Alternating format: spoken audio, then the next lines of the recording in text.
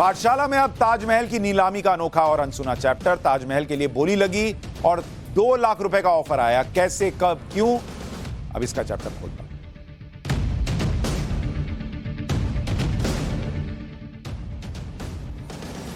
ताजमहल के बारे में अब तक आपने बहुत कुछ सुना। कुछ लोग इसे मुगलों की विरासत के गर्व के तौर पर देखते हैं। अच्छा, कुछ लोग दावा करते हैं कि ताजमहल से पहले एक मंदिर हुआ करता था। लेकिन आज हम आपको ताजमहल की वो कहानी बताने जा रहे हैं जिसे सुनकर आप हैरान हो जाए कि एक वक्त ऐसा भी आया था कि ताजमहल बिकने वाला था। ताजमहल बिकने वाला था बॉस। ताजमहल जिसे दुनिया भर से लोग देखने आते हैं वो एक वक्त में सिर्फ 2 लाख रुपए में बिक गया होता। ताजमहल को गिराने की तैयारी हो चुकी थी। ताजमहल जिस संगमरमर से बना है उस संगमरमर को बेचने का प्लान बन गया था। और तो और जिस जगह पर आज ताजमहल है वहां पर एक मंदिर होता अगर वो बिक गया होता तो। सुनने में ये बातें बहुत अजीब लग रही होंगी, बहुत हैरान कर रही होंगी, लेकिन ऐसे दावे किए जाते हैं कि ताजमहल गिराया जा चुका होता या बिक चुका होता और वहां पर मंदिर होता अगर उसे गिराने और बेचने का प्लान का काम बीच में ना छोड़ दिया जाए। और यह सब हुआ था आज से 191 साल पहले, जब भारत में अंग्रेजों का राज था। यह हैरान करने वाली कहानी आपको बताऊंगा, लेकिन उससे पहले ताजमहल के बारे में जान लीजिए।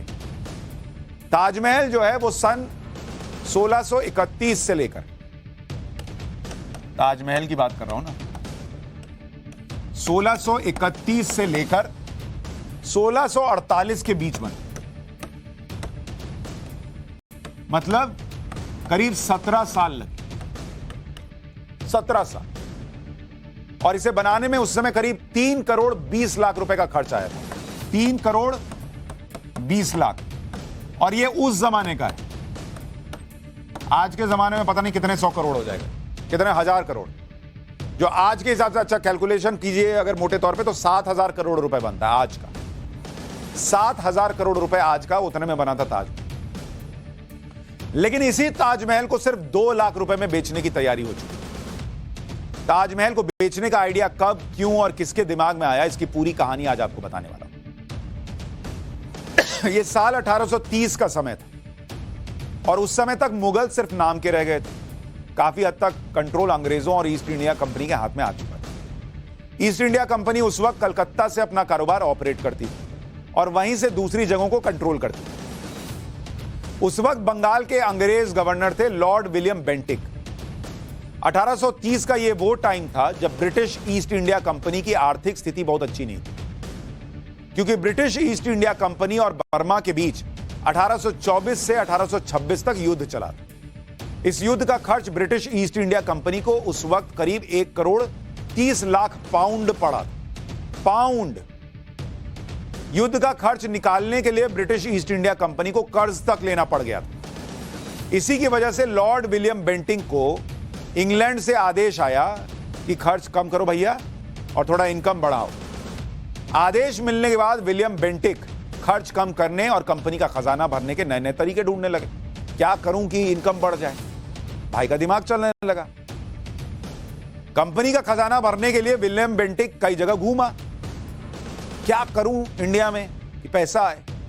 कहा जाता है कि 1831 में विलियम बेंटिक आगरा पहुंचा और उसकी नजर आगरा के लाल किले पर पड़ गई। जैसे दिल्ली में लाल किला है वैसे आगरा में भी एक लाल किला है। तो जैसे ही उसने लाल किला देखा उसकी हरी बत्ती जल गई। अरे भैया ये तो पैसा दिख रहा है। विलियम बेंटिक को लगा कि किले का पत्थर बेचकर बहुत पैसा कमाया जा सकता है।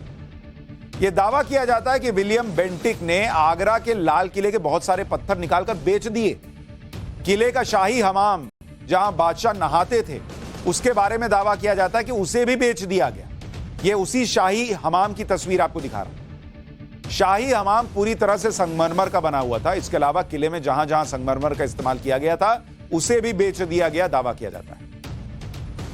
लेकिन आगरा के लाल किले से संगमरमर बेचने के बाद विलियम बेंटिक की नजर ताजमहल पर पड़ी। वहां से तो उसको पैसा दिख गया। अब और कहां तो अरे यहां तो ताजमहल भी है।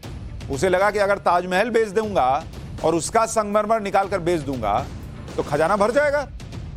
उस समय आगरा भी ब्रिटिश ईस्ट इंडिया कंपनी के कब्जे में था। ताजमहल के रखरखाव का खर्च ज्यादा आ रहा था। तो दावा किया जाता है कि विलियम बेंटिक ताजमहल को तोड़कर उसका संगमरमर बेचकर खजाना भरना चाहने लगा। ताजमहल को तोड़ने के बारे में ब्रिटिश नेता और इतिहासकार मार्कस बेरेसफोर्ड ने अपनी किताब journal of my life in India में लिखा है। वो लिखते हैं कि आगरा की ऐतिहासिक इमारतों से निकाला गया संगमरमर उस समय के घरों के लिए ठीक नहीं था। इस संगमरमर का इस्तेमाल दूसरे उद्देश्यों के लिए किया जा सकता है। यह संगमरमर साहब लोगों ने खरीदा और उसका इस्तेमाल पेपर वेट बनाने जैसे काम में किया। संगमरमर बेचकर सिर्फ 500 पाउंड की राशि जमा हुई थी। इस बात पर यकीन करना मुश्किल है कि इस तरह का आदेश जारी किया गया था, लेकिन इस आदेश की copy British commander in chief Sir H Fane के पास थी, जिसके मुताबिक लॉर्ड विलियम बेंटिक ने ताजमहल बेचने का भी प्रस्ताव दिया था। यह लिखा है किताब।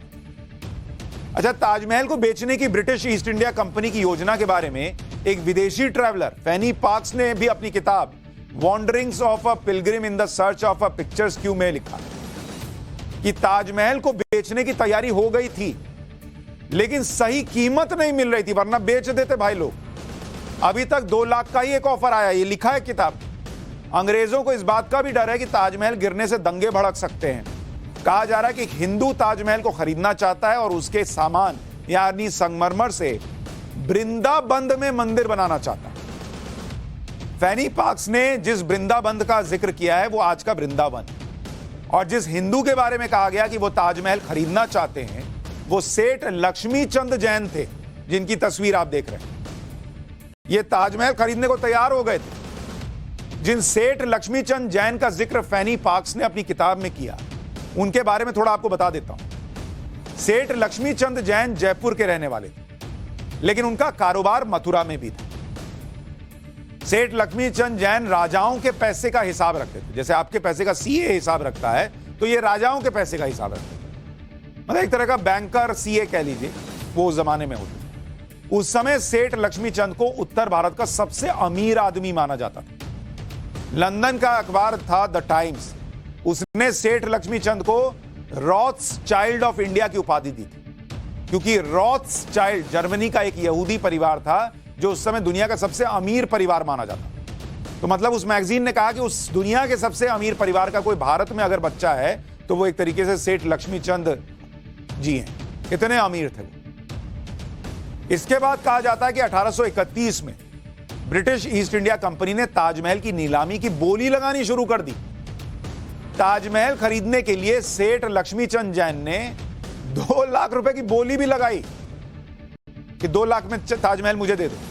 हालांकि इस रकम को कम मानते हुए ईस्ट इंडिया कंपनी ने नीलामी को रोक दिया।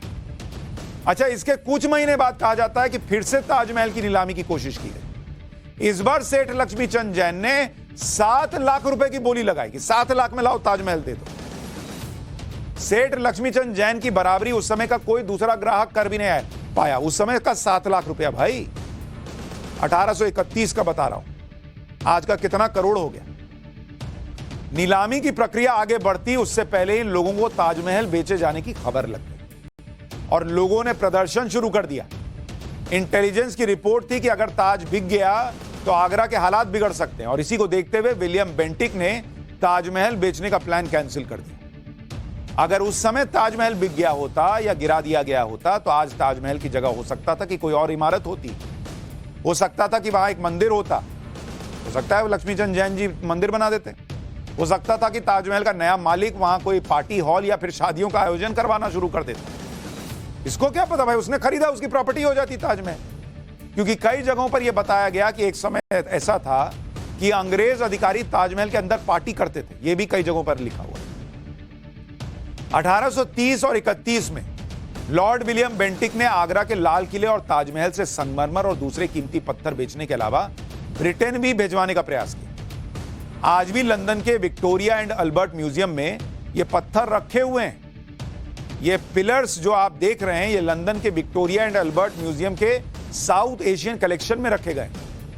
इन पिलर्स के बारे में दावा किया जाता है कि इनको आगरा के लाल किले से निकालकर ब्रिटेन भेजा गया था। 1830 में लॉर्ड विलियम बेंटिक ने लाल किले से काफी कीमती पत्थर ब्रिटेन भेजे थे। दावा है कि ये वही पिलर्स हैं। तो इस तरह की चीजें, बातें कही जाती हैं कि ताजमहल भी शायद बिक गया होता अगर अंग्रेजों की चलती।